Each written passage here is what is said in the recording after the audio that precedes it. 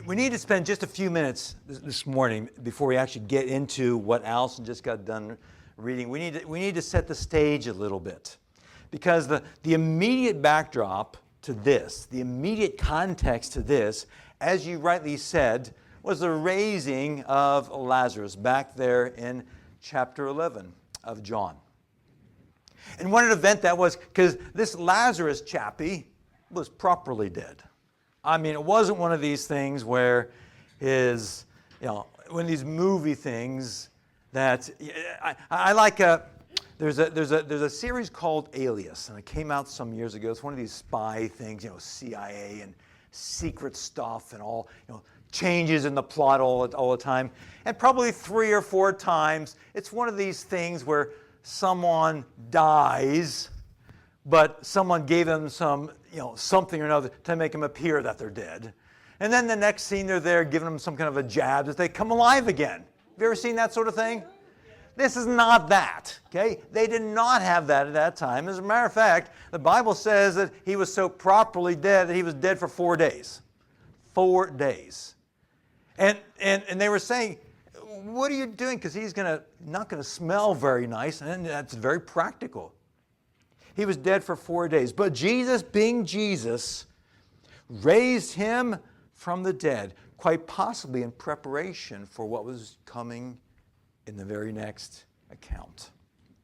But I want you to notice what happens. What is this group of religious folks, these Pharisees? I want you to see sort of the expected response. And everything that we've learned of these people over the time that we've been together, I want you to go back to chapter 11, verse 48. I want you to see what their response is to this person rising again from the dead of what Jesus did. Chapter 11 of John, verse 48. Notice what it says. It says, if we let him, Jesus, alone like this, everyone will believe in him. Here we go. Everyone will believe in him, and the Romans will come and take away both our place and our nation. So were they interested in what Jesus had to say no matter what? No. Were they interested in whether Jesus was real or true or not? No. What were they worried about? They were saying, if we don't do something about this, everyone is going to follow him because of these miracles, because of these things that he is doing. They said, we're going to lose our place. Now, it's interesting, that word. That word is specifically means a physical place. Probably he's talking about the temple, right? This Jewish building where Jews would go on to worship. But then he also mentions our nation. And the word there is ethnos in the original language. And what word do we get from that word, ethnos? Ethnic? Ethos, yeah. Those kind of words. So they were saying, we'll lose our place, we'll lose a temple, we'll lose our nation, we'll lose everything. But I would argue that they weren't just talking about something physical. They were saying, we would lose our position. If the temple goes away, if our nation goes away, listen, we're important people. Huh? When we walk down the street, people say, oh, you are so holy. You are so amazing. They said, we'll lose our place. We'll lose our standing. We'll lose our role. We'll lose our salary. We'll lose our pension. We'll lose our holiday time. We can't have this. We got to stop this. We have to do something about that. Now, you would expect that from the Pharisees. However, there's an unexpected something from someone called Caiaphas. Caiaphas was the high priest. He was the main man. Reading a couple of verses later, I want you to notice something. And one of them, chapter 11, and one of them, Caiaphas, being the high priest that year, said to them, you know nothing at all, nor do you consider that it's expedient, it's important for us. And notice what he says. That one man should die for the people, and not that the whole nation should perish. Isn't it interesting that he says that? It's almost like he's making some kind of prophecy without realizing that he is. He said, why should a nation die? Why should a nation go away because of one person? I think that one person should die for the nation. And lo and behold, about a week later, that's exactly what Jesus did. But not just for the nation, for the entire world. Interesting. An unexpected word from Caiaphas. But then there was some expected fear. Some expected fear. Moving over to chapter 12. Looking at something that Allison had just got done reading. Chapter 12. Looking at verses 9. Reading just a couple of verses. Notice what it says there. Chapter 12 from 9 on down through just a couple of verses. Now a great many of the Jews knew that he was there. And they came not for Jesus' sake only, but they might also see Lazarus. They wanted to see this person who proclaimed that he had been dead 4 days and then rose. They wanted to see it for themselves, whom Jesus had raised from the dead. But the chief priests plotted to put Lazarus to death also. Can you believe that? And he said, we need to stamp out any evidence of this person Jesus. Do you see what they're saying? Do you see what they're doing? We want to get rid of any evidence of what Jesus did. But the chief priests plotted to put Lazarus to death also, because on account of him, many of the Jews went away and believed in Jesus. Wow. What a response. What a response from this religious crowd whose job was to lead the people, whose job was to teach the people. They should have been the very first ones to say, look at what he's doing. Look, this probably is the one that God had promised, the one who is going to come. But, unfortunately, the Pharisees were all about who? The Pharisees. They were all about themselves. All about themselves. So that's the backdrop. That's the backstory to what we're looking at today. So now we want to look at a day to remember. A day to remember. And you have probably read this 1,000 times, or maybe once.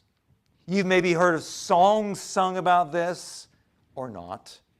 But looking at a day to remember, verses 12 through 15. Notice what it says. The next day, after all those things that the religious crowd was saying, the next day, a great multitude, throngs of people had come to the feast, the Passover time, when they heard that Jesus was coming to Jerusalem. They took up branches of palm trees and went out to meet him, and they cried, what? Hosanna. Yeah, that's where the word comes from. Hosanna. Blessed is he who comes in the name of the Lord, the King of Israel. Hold that thought in your mind. Then Jesus, when he had found a young donkey, sat on it. As it is written, fear not, daughter of Zion, behold, your king is coming, sitting on a donkey's colt. What a day. Wouldn't you have liked to be there to see that? Not in a film, but real life. There's loads of things that happen there. We're just going to kind of run down through and show the significance of those things. First of all, it says that they had taken palm branches. Eric, what's the deal about palm branches? Why do you even have one of those little crosses there made from a palm leaf? Well, in the Old Testament, palm branches were used in one of the Jewish feasts in Leviticus chapter 23. So they would associate palm branches with that particular activity, that particular feast from the Old Testament, and they would connect God's promise with who? Jesus. They would start to connect the dots. But then, from a practical perspective, they would have been readily available, and so that is exactly what they did. And they connected that with a holy celebration, the palm branches. But then this word, Hosanna, the word that we sang, the word that we sometimes say. Now, the word Hosanna literally means this. It literally means, oh, Lord, save. Save. Now, it doesn't say save from what? Because we could have all kinds of save, right? I could say, I want to save myself a $5 and go to that petrol place instead of that. I could say that. I say, I saw Steve diving into the pool to save that young man from drowning. We could say that, right? We could say, I need to save up for something. We use that word in all kinds of ways. So in the same way, it's not clear exactly what they're meaning. However, from everything that we've looked so far, certainly they were not thinking about Jesus coming to die on the cross, to offer forgiveness, and that word we call salvation. They weren't thinking about that. From everything that we looked at last week, it was all about seeing Jesus as a suffering servant or a conquering king. Certainly as a conquering king. Oh Lord, save. Come now, because all the things, look at what Rome has done. Rome has charges taxes way beyond reason. They are forcing us to, the soldiers are, from last week, the soldiers are forcing us to carry their weapons, all kinds of things. These Romans are just oppressing us. Jesus, we're looking to you. You are the one who is going to overthrow and solve all of those problems.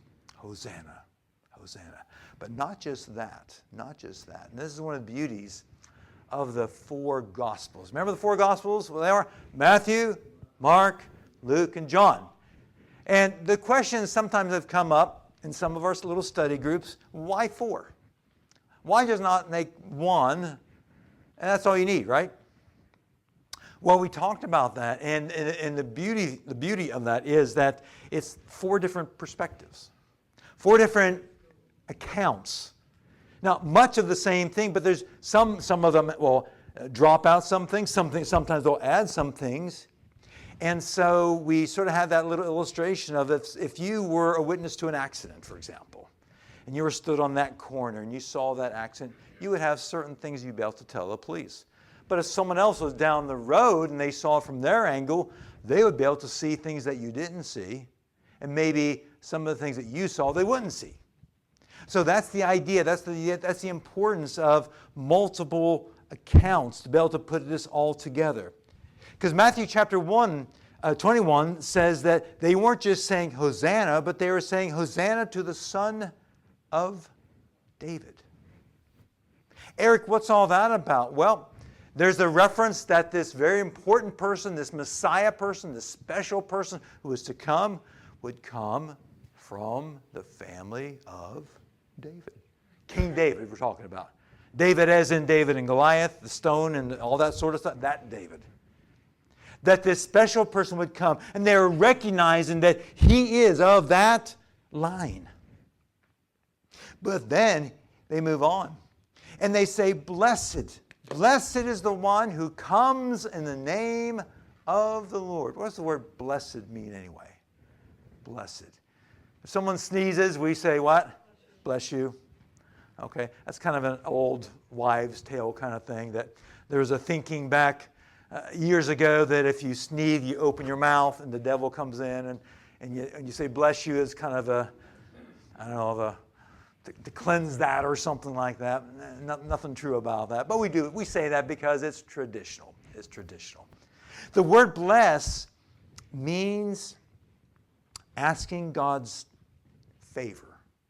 Asking God to look down, okay?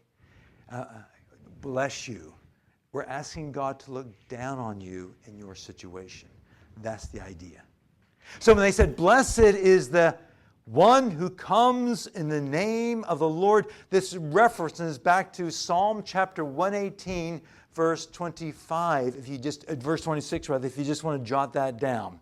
So again, another Old Testament prophecy, Old Testament saying brought into and applied to Jesus. So there's a blessed is the one who comes in the name of the Lord. But not only that, we get a bit more specific. Blessed is the King of Israel. Verse 13. Blessed is he who comes in the name of the Lord, the King of Israel. Did Jesus claim to be king? Well, we knew he was.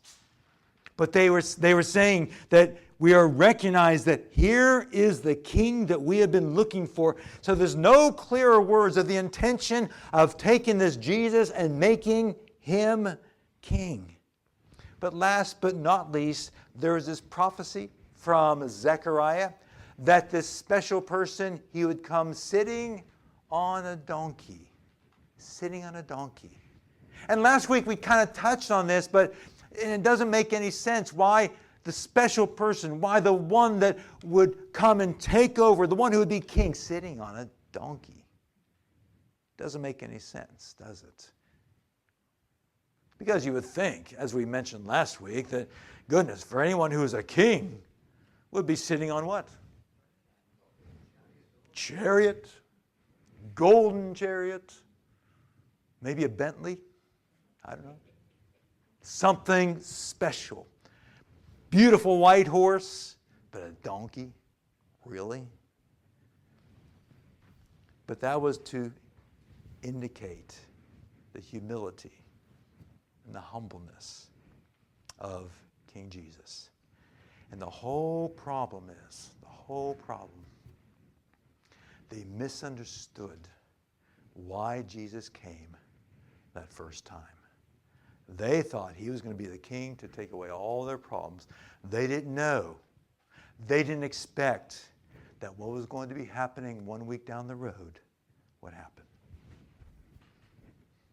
But then I want to look at, as we finish up today, a day to respond. A day to respond. Verses 16 through 19.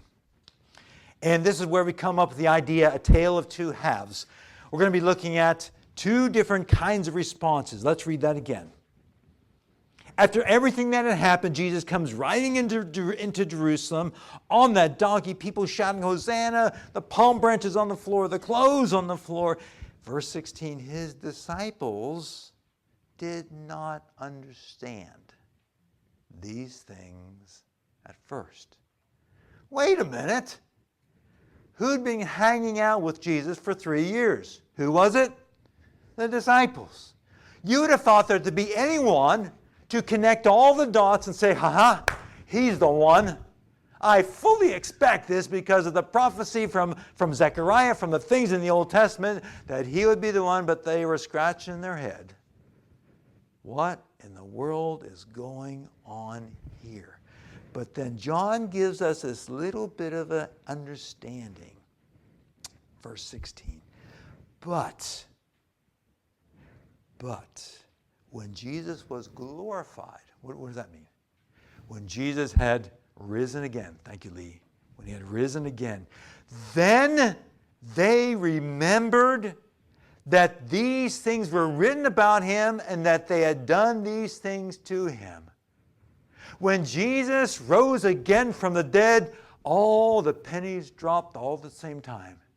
And quickly in their mind, they must have wound through all those things that Jesus was teaching, all those things that Jesus was saying, that event that they had seen of Jesus coming into Jerusalem. And I get it now. But being lunkheads like they were, it took a long time. See, they are no different than us. They saw for 3 years everything that Jesus did. We sometimes put them on a big pedestal and say, oh, these 12 were such great people of faith. No. They had doubts. They were scratching their head. When they saw Jesus calm the storm, they said, what in the world is this? Now, if they knew who Jesus was, they would have thought, hey, that's pretty cool. Jesus can do that as well. So these 12, these disciples, it took time for them to figure it out too. And that's okay. That's okay. So first of all, let's take just a brief look at this religious community. These Pharisees, these religious folks that we look at. So we need to skip ahead just a little bit to see kind of how they respond. In John chapter 12, looking at verse 37, notice what it says for just a couple of verses. And although he had done so many signs before them, the Pharisees, the religious crowd, they did not believe in him. You know, I've talked to a lot of people. You know what people say? They say, well, if I was there and I saw with my own two eyes, I would have no problem with believing. Have you ever talked to anyone who said that? But then there's someone that I think maybe you and I know, that his name is Thomas. As a matter of fact, the church has put a label on him as well. What's Thomas's name that we call him? Doubting Thomas. Where'd that come from? Well, if you remember, after Jesus rose from the dead, he was gathered there. There was his disciples gathered there, and Thomas was saying what? He's saying, yeah, you say he rose again. I don't believe that. I'm not going to believe unless I see with my own two eyes. Put my hands in the nail prints, my hand in his side, where the soldier with a spear. And lo and behold, Jesus appears.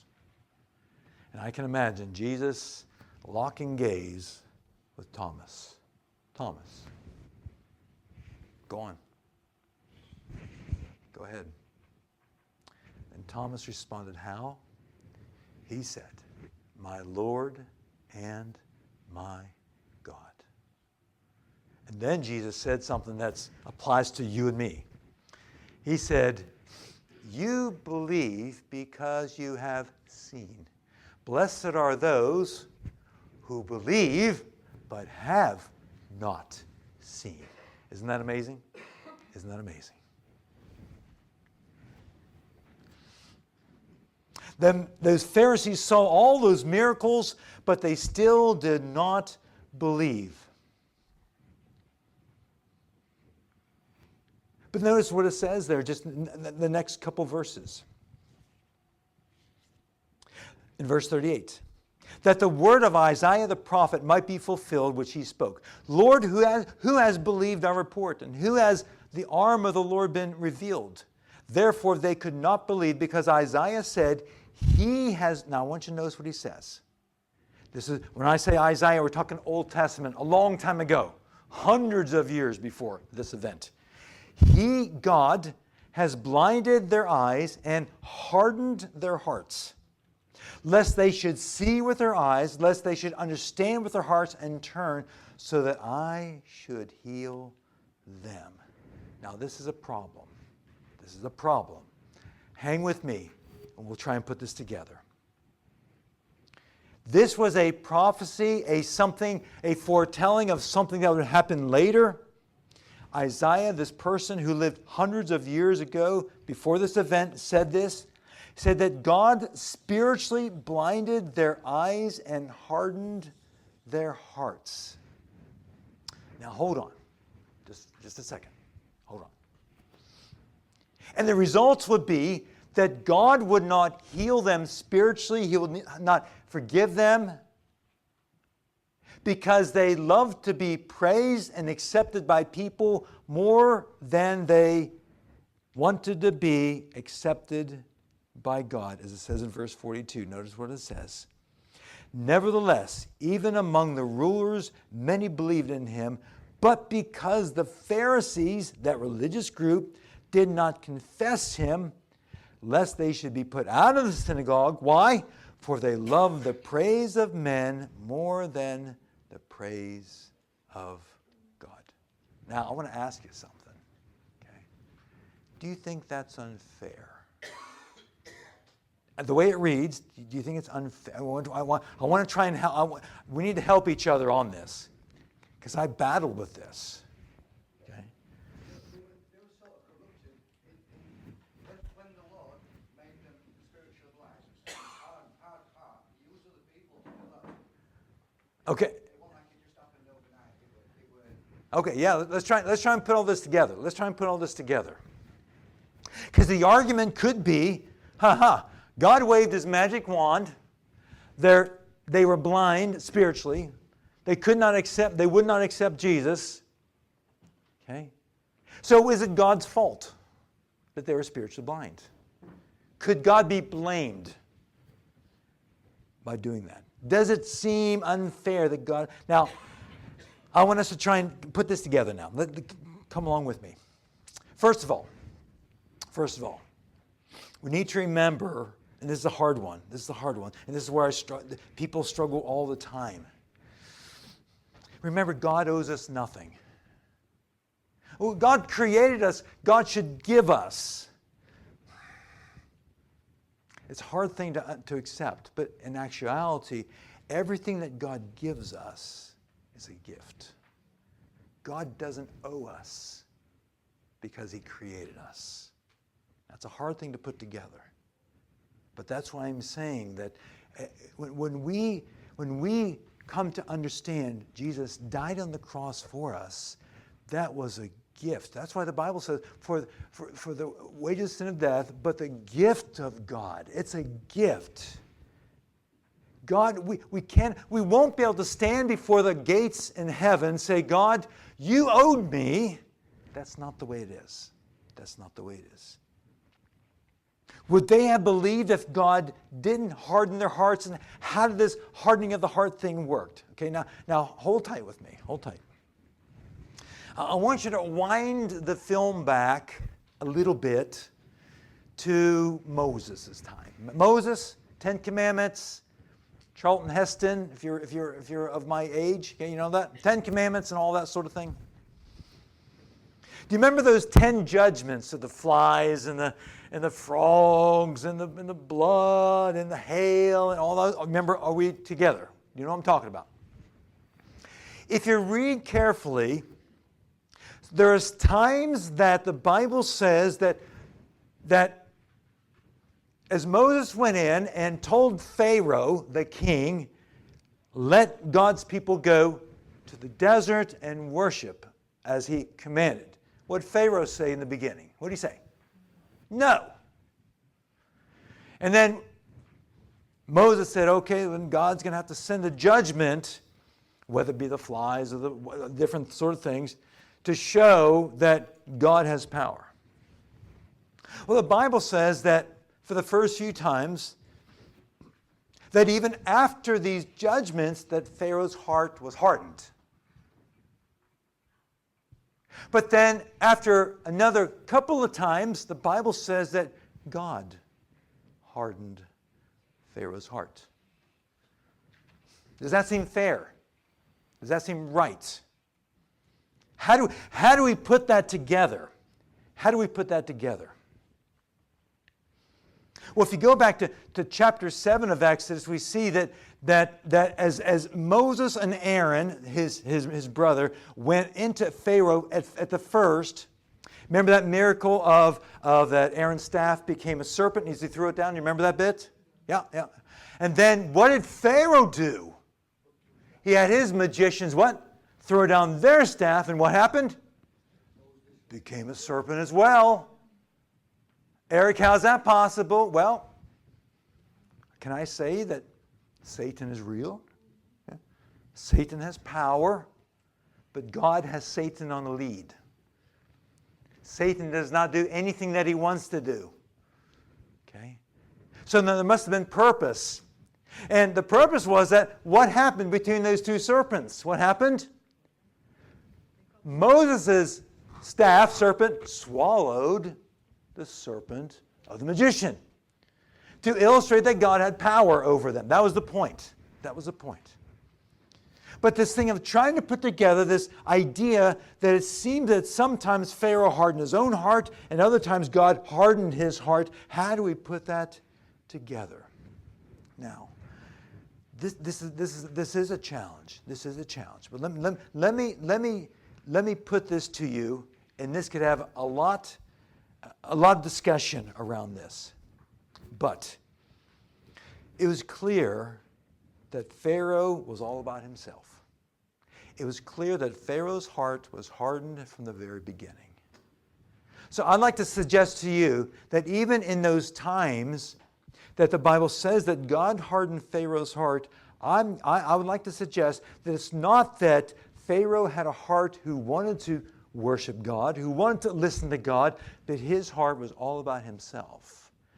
And when it says that God hardened Pharaoh's heart, it more referred to the things that God did, those miracles, those judgments that led to Pharaoh's heart become hardened. Okay? So it's not that God wanted Pharaoh to do those things, but that Pharaoh was bent in that direction already, and the things that God did, he had a much larger agenda. Going back now then to our account there, when the Bible talks about Jesus coming in and what happened with the Pharisees, for anyone who's been here for any time at all, you know that these religious leaders, these Pharisees, these folks, they were all about who? Themselves. And although we could read that God hardened their hearts, which led up to the time that they were going to bring Jesus to judgment and ultimately die on the cross, that they were bent in that direction, and God, the things that he did, led and used them in his purposes. Now, this thing of having a hardened heart is a really interesting subject, really interesting topic to talk about. Is it possible for our hearts to become hardened? Is it possible? Yeah. There are people who God sort of speaks to their heart, and maybe they come and they're here for a while and they're really sensitive, but maybe people kind of resist and push and no. And I think the best little illustration I could come up with is, if you've digging for a long time. Let's say, you get your shovel and you move into a house and you dig your garden. What happens if you don't wear gloves? Even if you wear gloves sometimes. What happens after that first day of your digging? What happens? You have blisters. Yeah, not very pleasant. And those blisters, maybe they pop them or whatever you want to do. Yeah. But you keep digging. What happens after a while? A week. What's that, Simon? You get calluses. Yeah. You get calluses. And after a while, it doesn't hurt anymore. And you could take a pin, and before you take a pin and you do that on your wrist, boy, that hurts. But if you take that same pin and on those calluses, does it hurt? No. Because your skin has become calloused. It's become hard. So you're not sensitive to that pricking of the pin anymore. And that's what can happen to the hearts of people sometimes. That maybe people resist God, and after a while, God says, okay, if that's what you want. It almost seems like that may have been what happened to Pharaoh.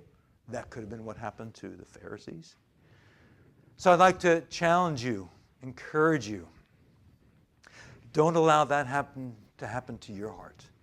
If God is speaking to your heart, if God is doing something to make you aware, to make you question, is there something to this? Hey, go with it. Go with what God is doing. Because it's a marvelous thing, because as we respond to what God is doing, then God will show us more. God will reveal more. So don't become like a Pharisee. Don't become like a Pharaoh and have a hardened and calloused heart. But then,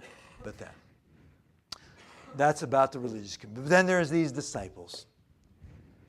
As we read, they could not connect the dots. What did they believe? Well, just thinking very briefly, they saw the miracles that Jesus did and it blew their mind.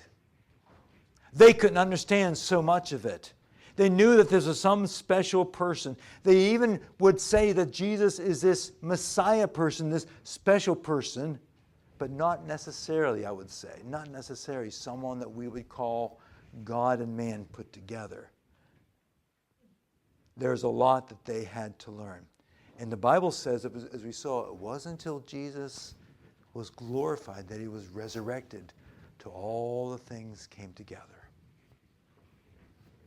They couldn't understand Jesus' words about being taken, killed and rise 3 days later. They couldn't understand that in Mark chapter 9. But it wasn't until the resurrection when it all came together. So now the question I think we need to ask, of the two halves, which do you see yourself? Where are you? Where are you? A similar question, a similar challenge to last week. Where are you in this debate? Where are you? What side of the aisle are you on?